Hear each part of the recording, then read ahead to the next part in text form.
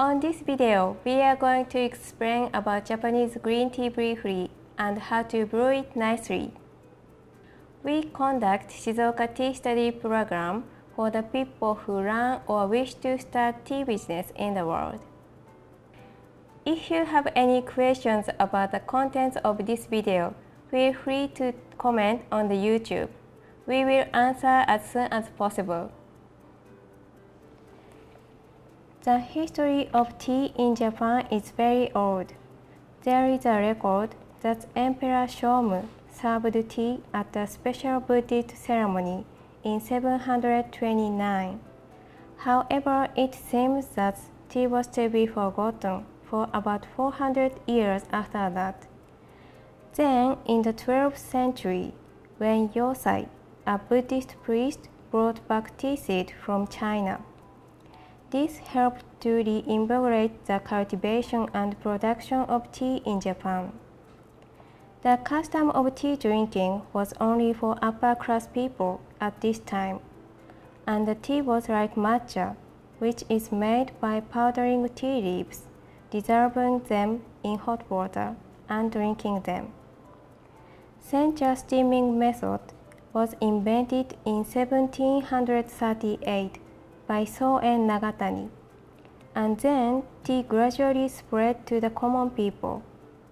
Even now, this is the basic manufacturing method of sencha.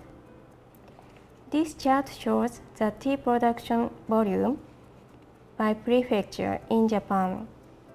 Shizuoka Prefecture has been producing the largest volume of tea since 1965, when Japanese government started taking statistics. Kagoshima Prefecture is about to catch up.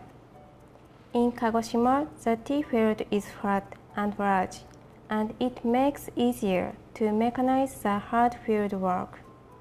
Kyoto is famous for matcha, but the production amount is not that high. This graph shows the share of tea distribution in Japan. You may think, why? Why should I choose Shizuoka to learn about Japanese tea? This can be a reason. Shizuoka Prefecture is not only the largest tea producing area, but also the place where tea is gathered from every corner of Japan for the further processing. As a result, we have lots of tea-related professionals here. Here is a map of Shizuoka Prefecture. This green circle shows tea-producing areas. It can be broadly divided in 8 areas. Except its peninsula, the eastern part, tea is produced almost everywhere. The blue line shows rivers. The top is north and the bottom is south. There are lots of mountainous tea fields in the north area. The environment is good for producing aromatic sencha because altitude affects the aroma. On the other hand, the south, relatively flat areas are mainly producing fukamushi sencha. The difference of sencha and fukamushi sencha is the steaming time in the manufacturing process. Generally, it is said that sencha has a characteristic aroma. Fukamushi sencha has more sweetish taste. However, tea can be affected by many factors like soil, climate, farmer's skill, processing technique, so that cannot be said sweepingly. Japanese tea is classified into several different types according to the materials and method of manufacturing. In 2019, Japan's total tea production was about 30,700 tons. Approximately 59% sencha, 38% bancha, and 2% of shaded tea like gyokuro and matcha. Almost all these types of tea are non-oxidized, and are consumed domestically in Japan. Japanese non-oxidized teas are green in color and steamed to deactivate the oxidizing enzymes of fresh tea leaves. Also, there are some exceptions. Japanese green tea is mainly made by steaming. On the other hand, Chinese green tea is mainly made by pan-frying. The difference of tea production method brings out the different taste and aroma. Lastly, I'd like to talk about the health benefit of drinking green tea.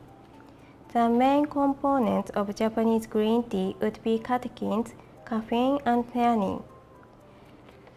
Tea catechins are responsible for the astringent taste of green tea. The catechins of green tea leaves account for about 15% of dry weight. A variety of biological activities of tea, such as prevention of cancer, fat reduction, antioxidative, are attributed to tea catechins. Caffeine is widely distributed in natural products like tea, coffee, and cocoa.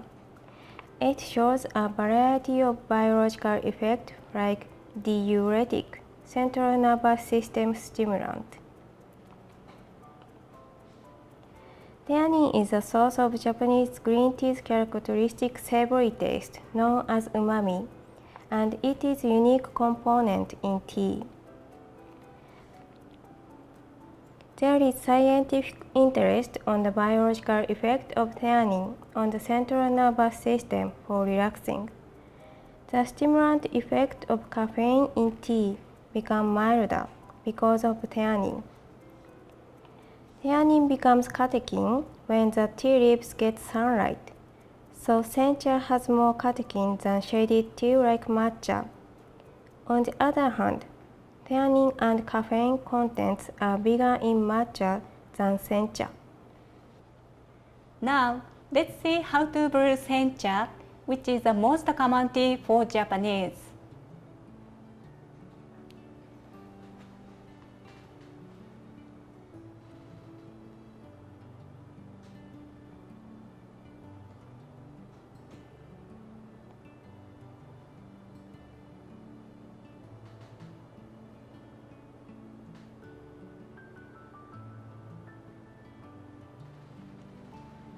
In the first infusion, we use lower temperature to extract umami. We reduce the hot water temperature up to 70 degrees Celsius. Each time when you pour the hot water, temperature drops out by 5 to 10 degrees Celsius.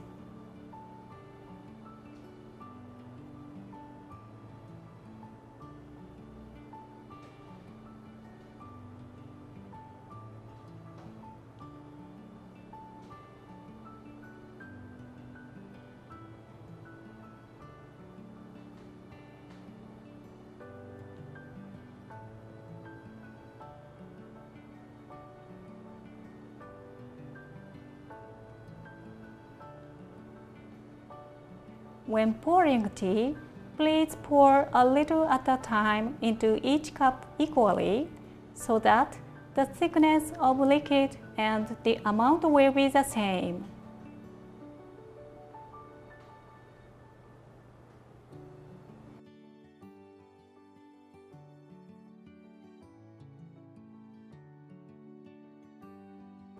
When you brew fukamushi sencha, please steep it for about 30 seconds only.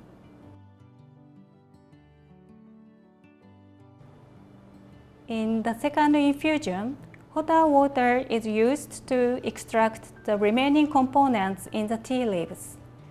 By doing so, you can enjoy different tastes in each infusion. The steeping time now is shorter than the first brewing because tea leaves have already unfolded, and pour in the same way as before.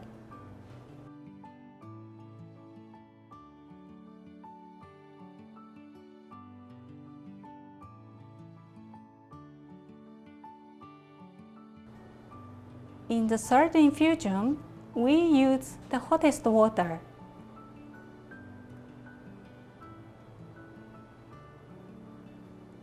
She is pouring tea into the pitcher this time, but you can use both of them. When you prepare tea for many people, it is difficult to pour equally from the teapot into the cups. So, you pour tea into the pitcher at first and serve tea into each cup like this. This is the convenient way.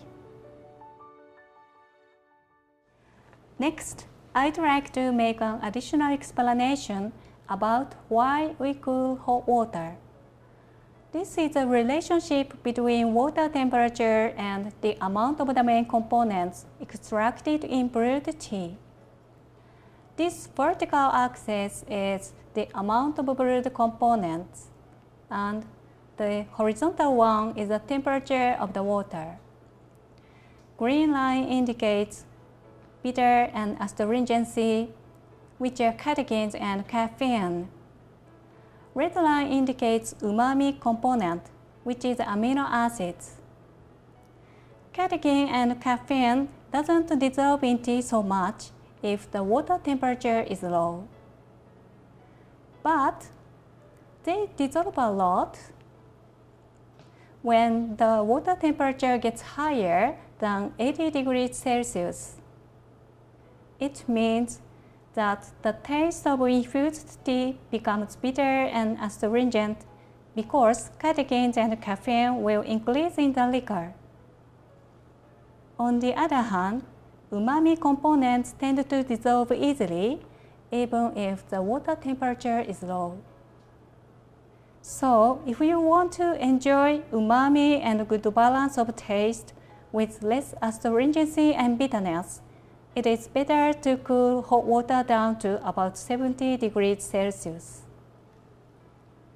Thus, by using hot water at different temperatures, you can enjoy different balance of taste. There is no any specific rules for brewing tea. You can adjust brewing methods according to the type of tea and as your preference. Thank you for watching. If you'd like to learn more about Japanese tea or Shizuoka tea, join to Shizuoka Tea Study Program.